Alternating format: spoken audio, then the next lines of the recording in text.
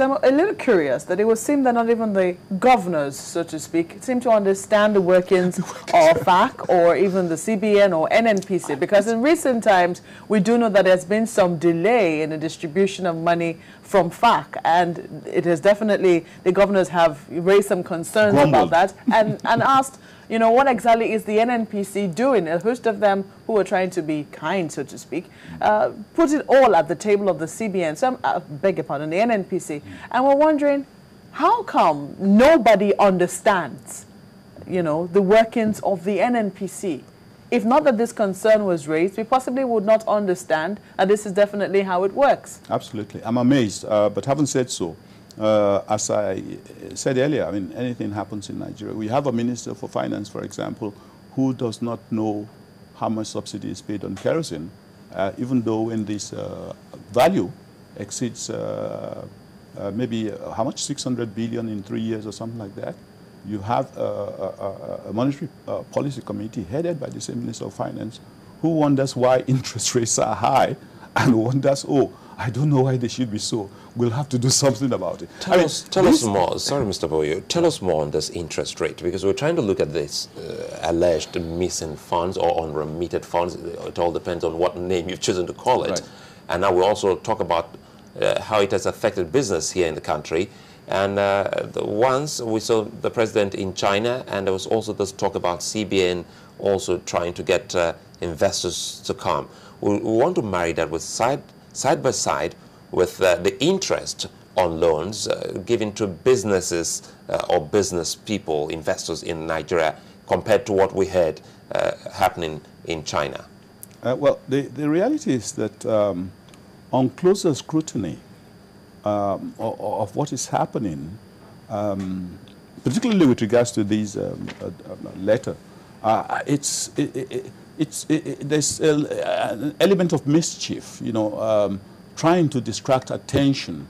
You know, if somebody is doing you harm and doesn't want you to notice, you know, it shows you a lot of, how do I say it, apparently horrendous events which would take your attention and draw your attention from away from, you know, the CBN's role in an economy is pivotal. It is pivotal. They will say, yeah, but NEPA, this and that. Yeah, of course, these things are all critical. But the monetary policy operation and framework in any country is pivotal to success. And that is why the CBN Act demands, ab initio, first line, that the critical mandate of the Apex Bank should be price stability. Price stability means not just stability of prices the way they are, but ensuring that prices, including cost of funds and things, are stable at rates that will drive the economy, not just stability at, you know, atrocious, destructive or poisonous rates, you know. But you have a situation where the agency that's supposed to drive our economic growth is fumbling. Is fumbling. You see, you have a situation where we are asking for 49-point-something billion, which I have told you is meaningless, really, because you can't expect, you know, your dividends to be equal to sales revenue, okay? But you have a situation where the CBN itself is sitting on $40 billion, $40 billion, which it titles to be its own. In other words, it is not subject to appropriation. And you wonder where this same bank is getting the huge billions of dollars that it donates here, there, left, right, and center. If it wants to do corporate social responsibility, how much is your provision for such in your distance? I remember when in those days when Nigeria was in support of the anti-apartheid movement, the corporate social responsibility, if I can use that phrase, that Nigerians did was that Nigerians were taxed to pay from their pocket. It was not like somebody just carried money. That is what you call the sacrifice. But here we have what appears to be an inexhaustible pot of $40 billion sitting down there, idle in most cases. And that comes to your point. Because of this idle money sitting there, we had the very paradoxical situation where the CBN governor and Mr. President went to China. And the president was looking for loans 1.5 billion, I think they got to something at maybe X percent of 7% or thereabouts or whatever.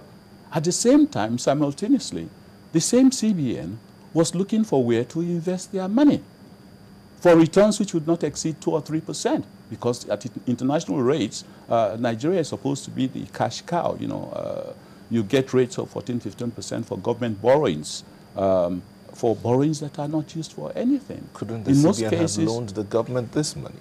Thank you. This is the point I'm making, that these are the issues. You have a central bank governor or a central bank as an agency that comes to the people and confidently tells the people that, look, we have discovered that we've been giving the banks a free ride. We have been unknowingly leaving our money in their hands and then going back and borrow it back.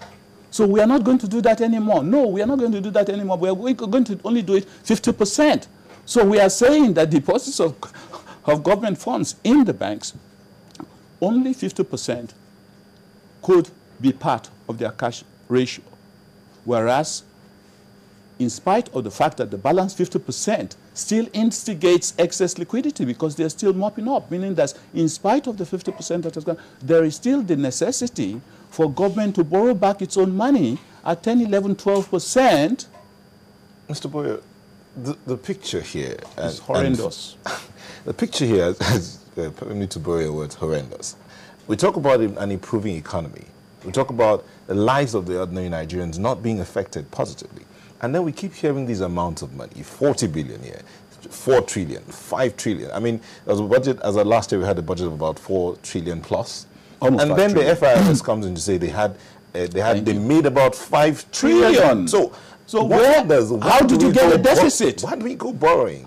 And now the CBN has 40 billion sitting down, and we are going to borrow from outside at 7%. The question then is, what is the role of the National Assembly in the appropriation of all these funds? If they are supposed to be handling the issues of appropriation and ensuring that no monies are spent in the government that are not appropriate for. They can only do that properly if they understand.